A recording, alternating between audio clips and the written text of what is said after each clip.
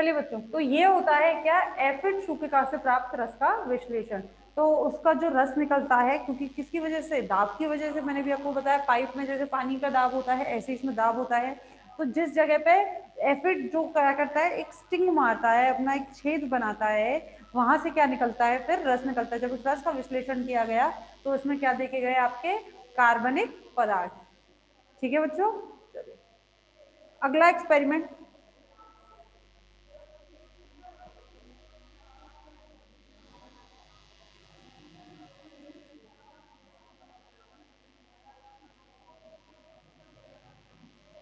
अगला एक्सपेरिमेंट है आपका समस्थानिक CO2 के द्वारा।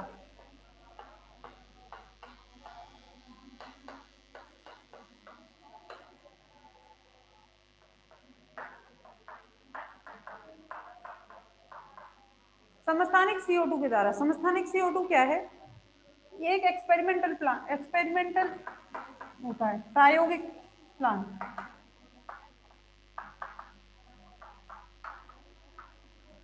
प्रायोगिक पादप,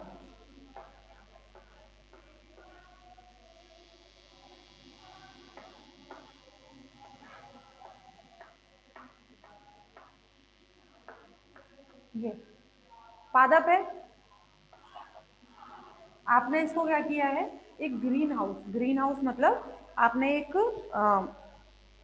पूरे पादप उसको किसमें रखा है, एक ग्लास बॉक्स में रखा है, जिसमें CO2 और लाइट आप अपनी मर्जी से दे रहे हैं। ठीक है, तो इसको हमने जो CO2 दिया है बच्चों, वो CO2 हमारा क्या होता है, 7C14 होता है, वो ना होकर हमने इसको क्या कर दिया है, सॉरी 6C12 होता है, क्या होता है ना कार्बन तक के साथ होता है, मैं तो यही भूल गई बच्चों, 7C14 नहीं होता, 6C12 होता है। हमने उसको 14 दिया है। ठीक है, उसको हमने क्या दिया है, 14 का मतलब उसको आइसोटॉप दिया है।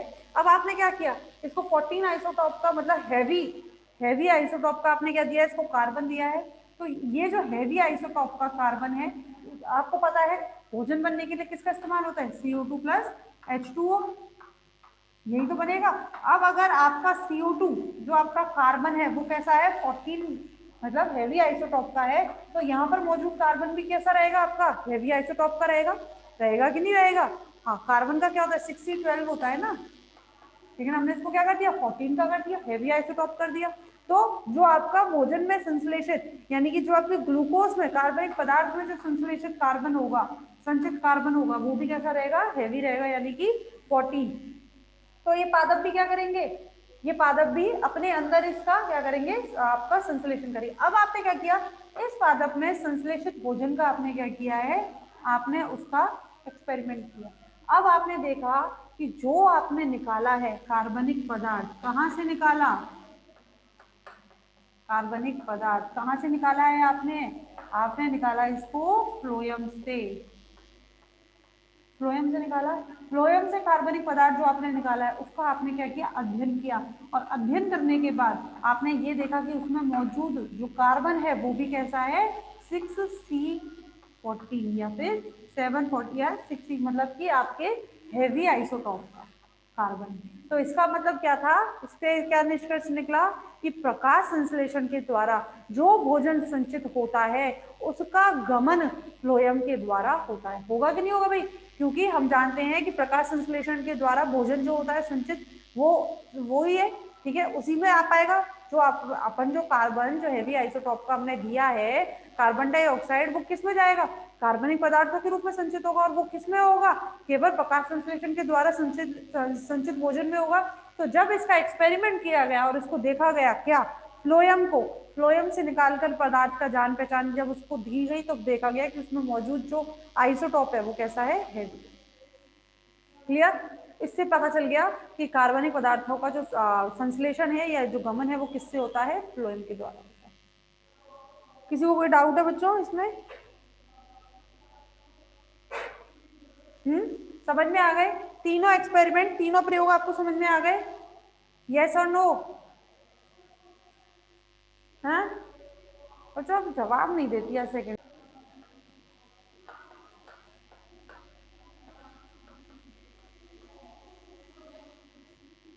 धन्यवाद भैया। फ्लोएम की संरचना, फ्लोएम की संरचना क्या होती है? मम्मी कप यार दोनों पी लिया आ जाए। अरे ले आओ यार। फ्लोएम की संरचना, फ्लोएम की संरचना कैसे? फ्लोएम की संरचना की अगर हम बात कर रहे हैं आज, तो फ्लोएम की संरचना हम जानते हैं 4 टाइप की होती है। 4 तरीके की, 4 होते हैं इसके अंदर। क्या क्या होते हैं? चालनी तत्व। अब चालनी तत्व, चालनी तत्व के अंदर क्या क्या आते हैं आपकी? चालनी कोशिका और चालनी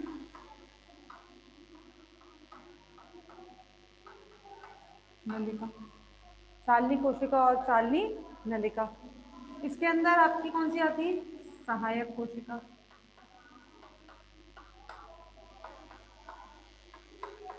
जिसे हम कंपेनियन सेल कहते हैं। सहचर कोशिका या सहायक कोशिका।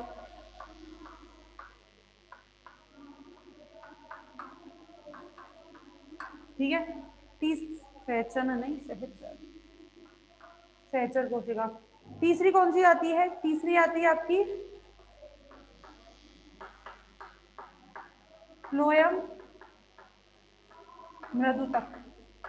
तीसरी कैसी है आपकी? फ्लोएम मृदुतक। और चौथी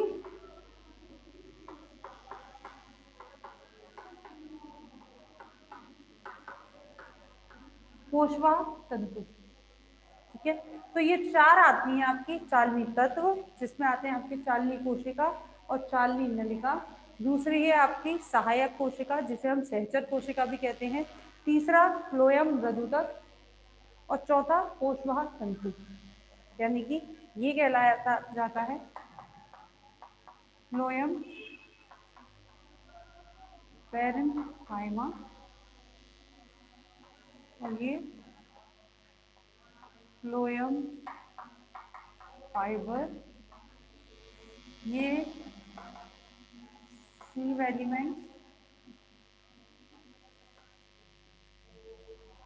ये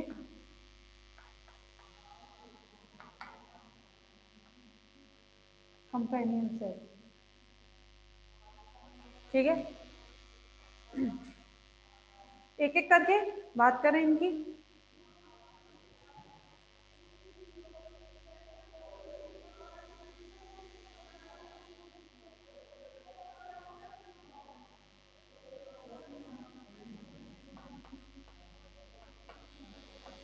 सबसे पहले चालनी तत्व। ठीक है, चालनी तत्व में सबसे पहले चालनी कोशिका, सीड सेल। चालनी कोशिका कैसी होती है? चौड़ी। ठीक है, चौड़ी आयताकार होती है। एकक कोशिका होती है, एकक कोशिका होती है इस तरह से, बस एक कोशिका। ठीक है, इनके अंदर चालनी पट्टिका नहीं पाई जाती, ना ही चालनी पट्टिका पाई जाती है और ना ही चालनी क्षेत्र।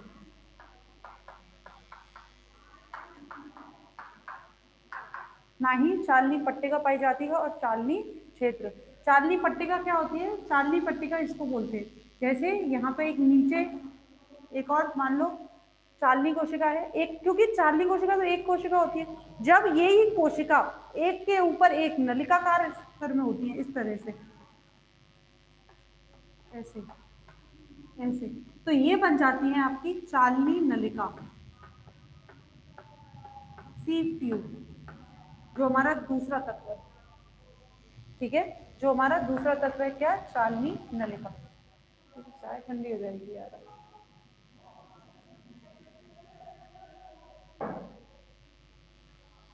चालनी कोशिका एकक कोशिका है।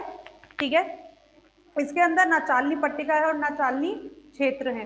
जबकि चालनी कोशिका जब एक के ऊपर इस तरह से एक नलिकाकार संरचना में, कैसे?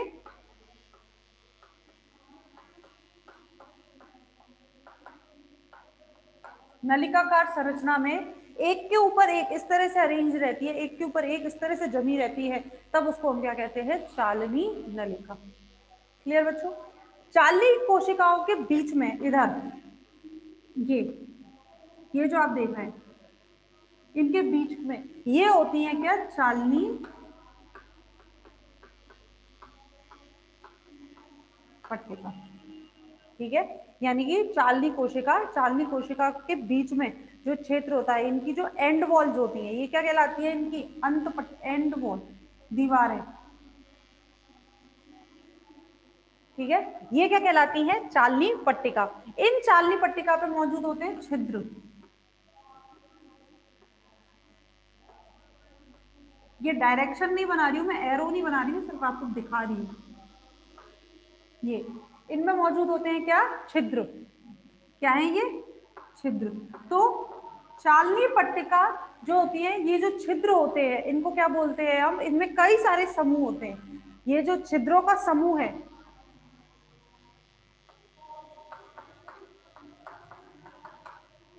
छिद्रों का समूह, ये छिद्रों का समूह क्या कहलाता है,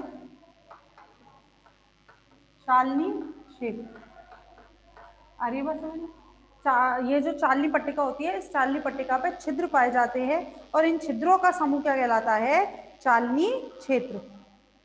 ठीक है, और ये कोशिका भित्ति है जो कैसी है, छिद्र युक्त कोशिका भित्ति। हम चालनी पट्टिका को क्या कह सकते हैं, चालनी पट्टिका को हम और भी कह सकते हैं, चालनी पट्टिका को हम कह सकते हैं छिद्र युक्त कोशिका भित्ति। छिद्र युक्त कोशिका भित्ति जो दो चालनी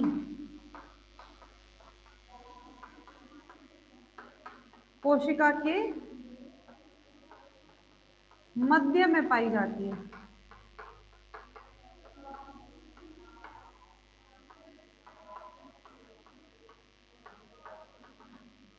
ठीक है, चालनी पट्टिका क्या है, चालनी पट्टिका दो चालनी कोशिका के बीच में मौजूद, मध्य में मौजूद कोशिका भित्ति जो कैसी होती है, छिद्र युक्त होती है, और इन्हीं छिद्रों का समूह क्या कहला जाता है बच्चों, चालनी क्षेत्र। क्लियर है किसी सबको?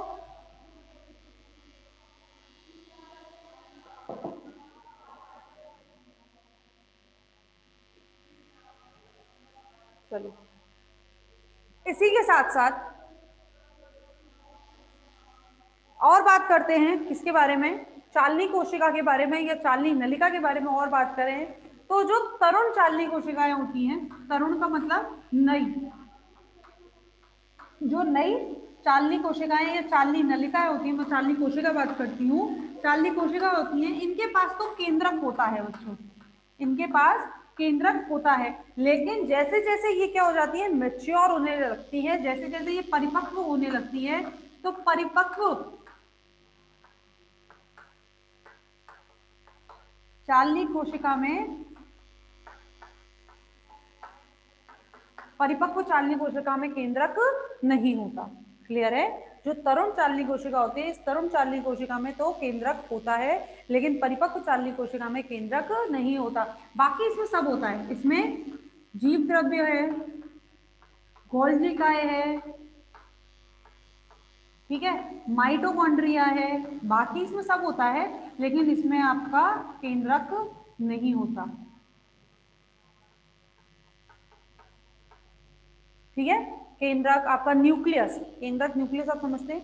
तो तरुण यानी कि जो यंग, जो नई चालनी कोशिकाएं होती हैं, सीव ट्यूब्स होती है, सीव सेल्स होती है, उनके अंदर न्यूक्लियस एब्सेंट होता है, न्यूक्लियस नहीं होता, जबकि जो परिपक्व चालनी कोशिकाएं होती हैं उनके अंदर न्यूक्लियस प्रेजेंट नहीं हो, सॉरी, तरुण के अंदर नहीं होता है, जबकि परिपक्व के अंदर नहीं होता। क्लियर है बच्चों? इसके अलावा इसमें स्लाइम प्रोटीन, स्लाइम प्रोटीन या स्लाइम बॉडीज भी पाए जाते हैं। ये है क्या चीज, स्लाइम प्रोटीन या स्लाइम बॉडीज है क्या चीज, दरअसल इसके अंदर सीव कोशिका का जो जीव द्रव्य है, चालनी कोशिका का जो जीव द्रव्य है, इसमें कुछ प्रोटीन पाए जाते हैं, और इन्हीं प्रोटीन को ये क्या बोलते हैं आपके, स्लाइम जो कैसे होते हैं, स्लाइमी पदार्थ के होते हैं। ठीक है, कैसे होते हैं, स्लाइमी पदार्थ के होते हैं, इसलिए स्लाइमी मतलब अवपंखी, स्लाइमी का मतलब अवपंखी, और इसीलिए इन्हें क्या बोला जाता है, अवपंखी पिंड। स्लाइमी हम जानते हैं, स्लाइमी कैसा होता है, चिपचिपा सा पदार्थ, ठीक है। तो प्रोटीन पाए जाते हैं जो अवपंखी नेचर के होते हैं, उनका जो व्यवहार होता है वो अवपंखी प्रकार का होता है, और इसीलिए इन्हें क्या बोला जाता है, अवपंखी पिंड इन्हें बोला जाता है। ये या तो नलिका के क्षेत्र रूप में होते हैं, कैसे होते हैं ये, या तो इस तरह से नलिका के रूप में ऐसे, या फिर तंतुओं के रूप में, फाइबर्स किसके रूप में, तंतुओं के रूप में होते हैं। अभी आपका आगे आएगा इनका कार्य कि ये स्ट्रेंथ यानी कि ये आपको सहायक यानी कि इन चालनी कोशिकाओं को सहायक का प्राप्त कराने के लिए क्या होते हैं, ये इसमें मौजूद होते हैं। ठीक है बच्चों, क्लियर है, यहां तक किसी को डाउट है तो बताओ।